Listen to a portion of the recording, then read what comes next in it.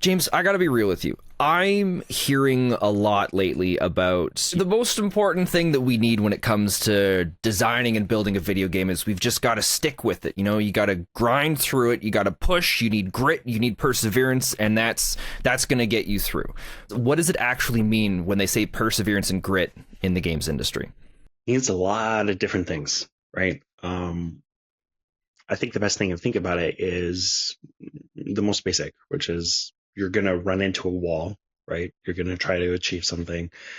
It's going to be really difficult. And so you need the grit to keep trying, and you need the perseverance to like get over it, right? Like you can't bounce off the wall and be like, oh, I'm done. I didn't make it. And it's like, well, no, there could be tons of reasons why. Maybe you just needed to move a foot to the right and there's a door and there's a door there. Or maybe, the wall's a little shorter over here. Or maybe you just weren't strong enough because this is like the first time you've ever tried to climb the wall. Like you're not going to do it right the first time. You just got to keep going. You got to keep trying because it's a learning process, right?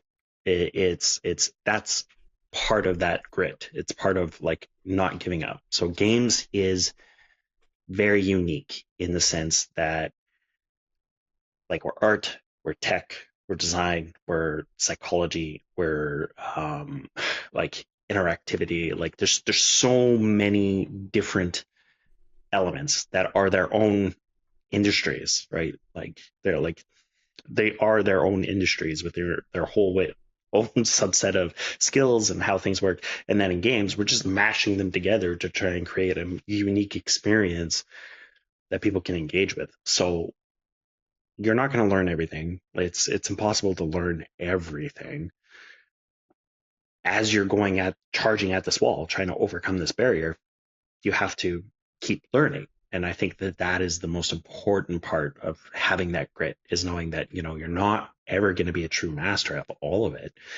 You always have to keep learning. You always have to keep updating your skills while you're trying to climb the wall. And that's pretty hard. It's harder than your typical job somewhere in a different industry. Yeah, that does not sound very welcoming. It's fascinating to be able to go have a haircut and just casually talk with the hairdresser, and then you start talking about hairdresser stuff and like skills and hairstyles and like what this cut is and the fade and stuff.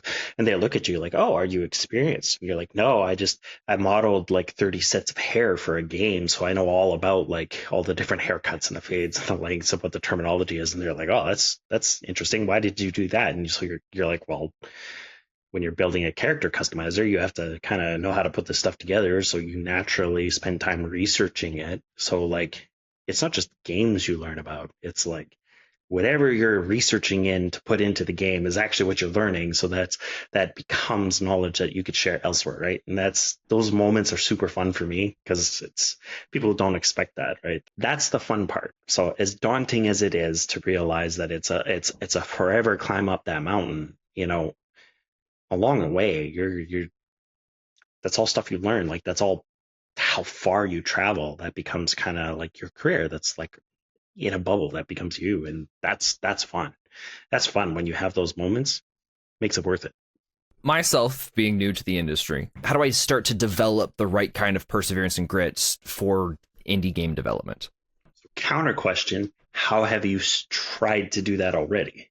That's a challenging question. I haven't done too much besides messing around in the Unreal Engine, and it's just been, seeing what I can do, looking up tutorials, and just kind of tinkering and experimenting.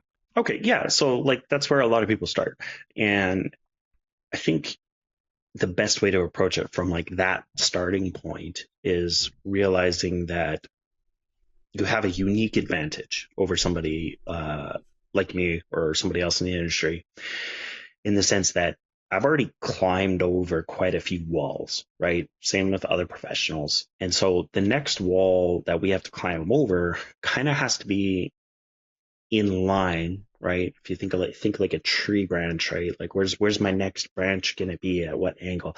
I'm kind of restricted based off of what direction I want to go. So I can't just randomly be like, oh, I'm going to go learn audio now. Like I can, but that's not going to be effective in terms of me working, right, in how I work in my career or what I'm doing now. So I'm very limited based off of like the next step that I take. I can gradually shift over to do something like audio, but that's going to take a while, right? I can't just go cold turkey because like I still have to work. I still make income. I got a business. I got, Indie Innovators. Like there's so much going on. It's a wide shift. Same with all professionals, very similar. When you're new, you don't have a branch yet. You haven't picked yet. You're the seedling. You can literally pick any direction you want to go. And that's harder in a way because there's so many options. So pick small incremental steps, right? Don't come out building an RPG. There's nothing wrong with that. If you want to start like a giant, RPG, like Two Worlds, you want to make a Two World-esque game where it's like big and everything else, like sure, but like that's not the main thing you should be working on. That should just be like your side hobby project that you just tinker with once in a while, because you're going to learn a lot and you're going to be stuck in that game forever. I've known some developers who are still designing, like not even implementing a like prototype yet, but just designing games, a single game for like over 10 years. They're still going. They're still like developing lore and developing systems and developing mechanics and all this stuff. And it's like, that's way too long. But their approach is, well, this isn't what I do for a living. This is my magnum opus, right? It's my number one, like this is my ideal dream goal. So if it takes me 50 years just to finish the design, I'm okay with that. So that's a good approach. But otherwise, start small. Like how do I make not even a tower defense? How do I make a Mario level? Not even a game, just like Mario level. How do I get start to the end? How do I do the rail defense game where you kind of have a cannon that you could aim and you got to like fire things to like hit the targets that are coming at you, otherwise like they blow up and like that's the end of the game. Like tower defense, kind of like tower defense but like side scroller style. They used to be popular on like Newgrounds and Flash arcade sites like that, just like super simple basic stuff like where you bounce characters and they got to see how far they go, right? Like it's a distance based game, something like that. It's very small, very simple. The mechanics are not easy, but there's not a lot to implement. So then it becomes something you can tinker with and get better at. And then that leads into your next step. Pick a small wall that's not so hard to scale. That's how the tenacity becomes important when you're new. There's a few times I've noticed where I wasn't sure where I wanted to go next, and I kept trying, like adding in different things and trying to experiment and add, and I started like breaking stuff and things started to get complicated and I started getting lost. And perseverance and grit is great, but I'm throwing myself in a situation where it's just like there's chaos all around me. What can I do to get out of that, to focus more, or is focus even what I need in that situation? Often what happens is you'll see an idea and you kind of get a bit of tunnel vision on it, like platforming, jumping on moving platforms, because it's pretty fun. That's something we all did in games when like I was a kid, like all the Donkey Kong 64, and focusing too much on one thing and then you're tossing in extra stuff kind of haphazardly, right?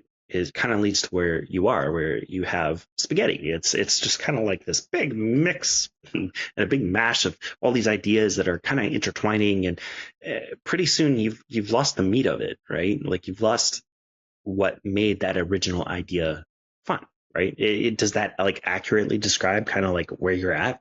I felt like there was something there, and I was trying to all these different things to get to it, but I couldn't figure out what the final thing was that I was trying to aim for. My question now would be, was that actually the final thing you were aiming for, or was that just one part of it that you were trying to aim for, right? So what I'm asking you to think about is, when you thought about this game, this little like idea you're playing with, were you thinking long term you want this to be like Fall Guys, where it's just like all ragdoll physics and like this is the core game loop, like the whole game is going to be nothing but like Fall Guys, right? Or Human Fall Flat? Or was this more, hey, this is a fun idea, I'm going to tinker with this game and try to make a game around this concept, like around this idea?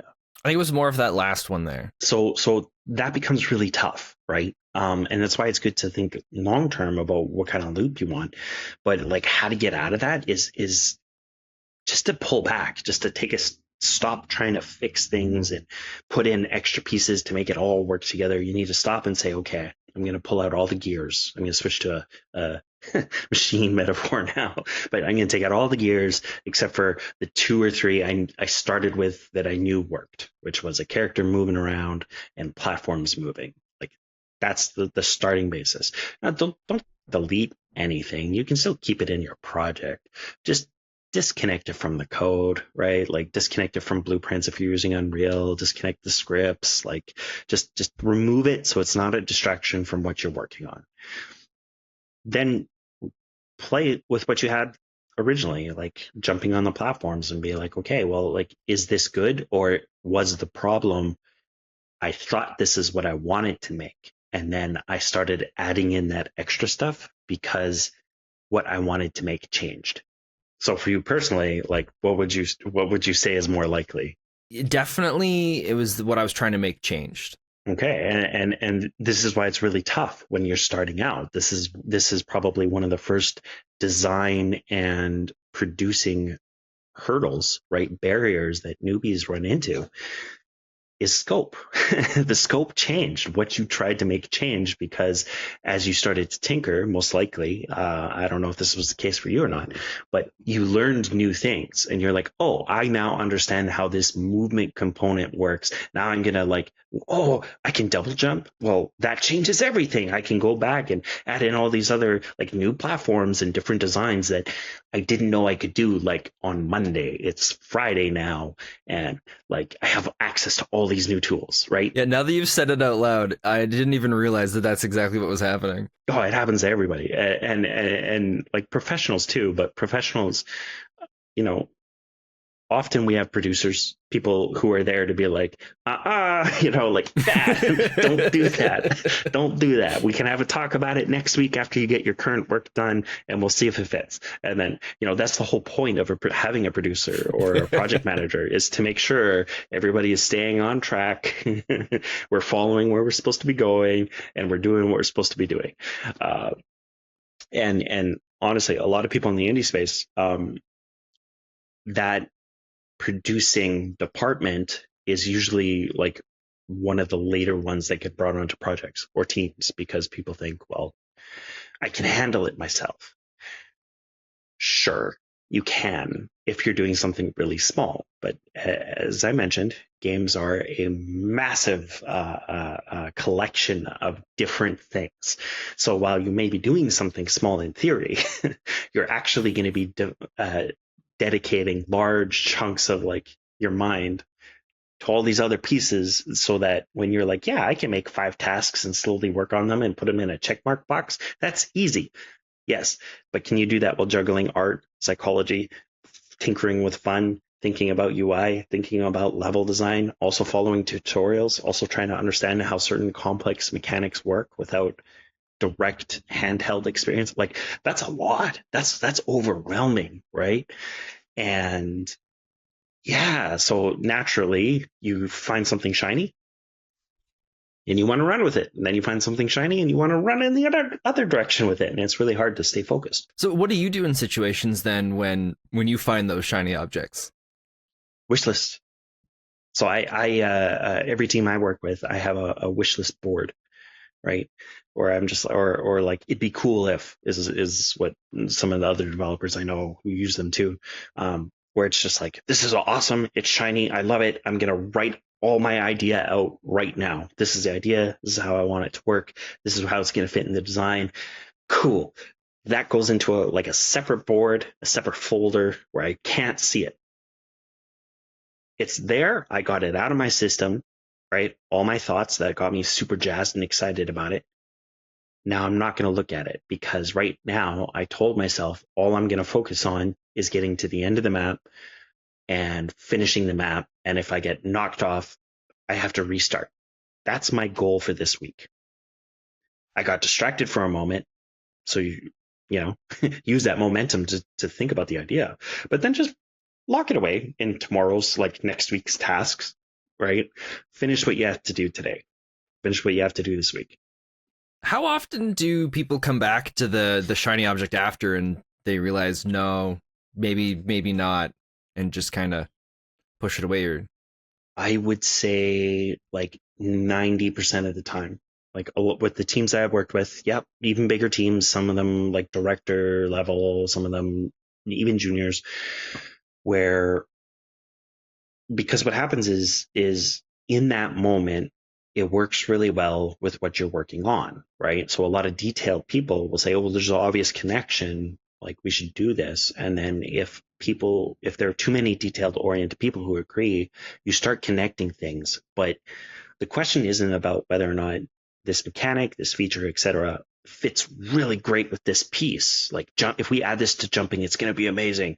Well, how does it feel to everything else? How does it work with landing? How does it work with swimming? How does it work with combat? How does it work with platforming? How does that work with level design? And often what will happen, especially when I'm training people and I'm trying to help teams learn this process, they'll be like, oh, you know what? Like this is a great movement and a navigation based thing, right? Just because we're talking like platformers and moving around, right? But it actually makes combat way more complicated. Like we didn't account for being able to do this at all in our original idea for combat. It's just nobody was working on combat in the moment. So we didn't think to like design it towards that modularity, right? Making sure it worked with navigation and combat. And because it's always an afterthought. So the more detail oriented you are, the more likely you're going to see that, which is why I think personally being results oriented is great, because you'll look at that piece and be like, well, how does this fit in the grand scheme of things? If it doesn't fit in the grand scheme of things, I don't know where to put it. Right. So a lot of producer types and people who have to manage a whole project, that's how they look at things. When you see that shiny object, you're like, oh, that's really shiny. That's nice. But I don't know why we need a shiny spoon for our collection of forks. Right. Weird analogy, but that's really how people who assist teams on that support level, that's what they do.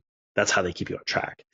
I've had some wish lists that have had upwards of 60 separate mechanics and ideas that are just like, these are all great. This is coming in DLC 1, 2, 3, 4, etc. Like we're going to be working on this game forever. And then none of them get implemented because as the game gets more fleshed out, you realize just how off that game was from what you were originally making. And it's not to say that they're bad. It's just, it was a cool idea, right? You need to get it down. You have to get it out of your system.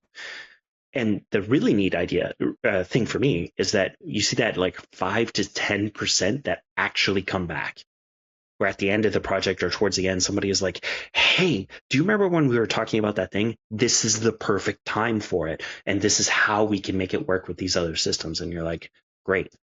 Now it fits into it like a part of the puzzle piece that is always supposed to be there. I love it when teams have those moments and they're just like, oh, this is great. And then, the wish list is really handy because now you have a catalog of all these cool ideas.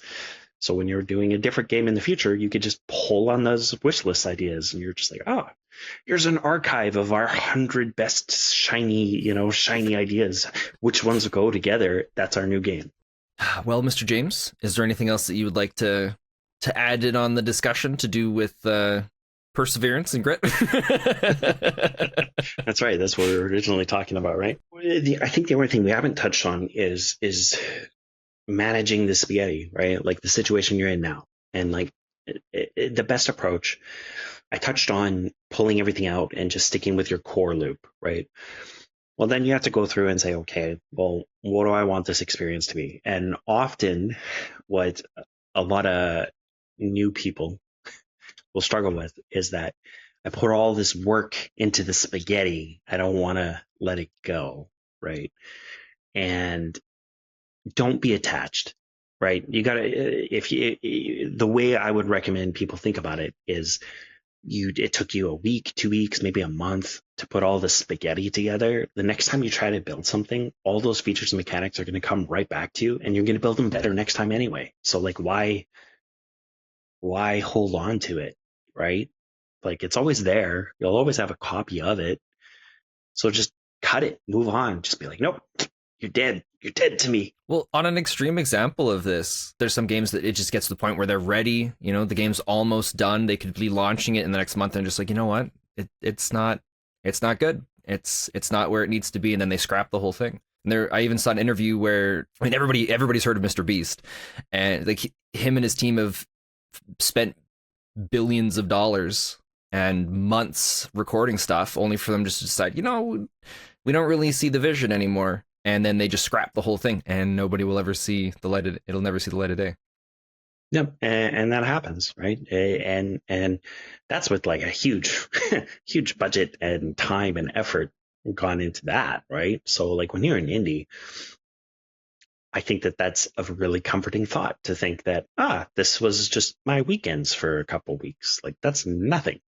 It's fine. I learned a bunch of stuff. Like that was great. Let's, time for the next one and just keep at it. And then eventually you'll be quite knowledgeable. Eventually you will understand what you're doing. Eventually you'll be looking around being like, oh, like I'm already doing the stuff I should be doing. Like, especially if you're trying to get into the industry, just keep working at it. And eventually you will find yourself if you're putting yourself out there. Right? Like it's just a weird moment where like the first time you go to a game conference and you're talking to somebody about design and you're both into the conversation. And then later you walk away thinking, I'm doing exactly what they're doing, except like they're getting paid to do it. And I guess I can take that job. I could do that job. And it's like, that's when like, you passed that wall a while ago. It's just, you forgot to take stock of like where you're at now. You've just been climbing walls. That's the caveat to keep grinding away, is you got to take a moment to breathe the fresh air once in a while. Be like, okay, where am I at now?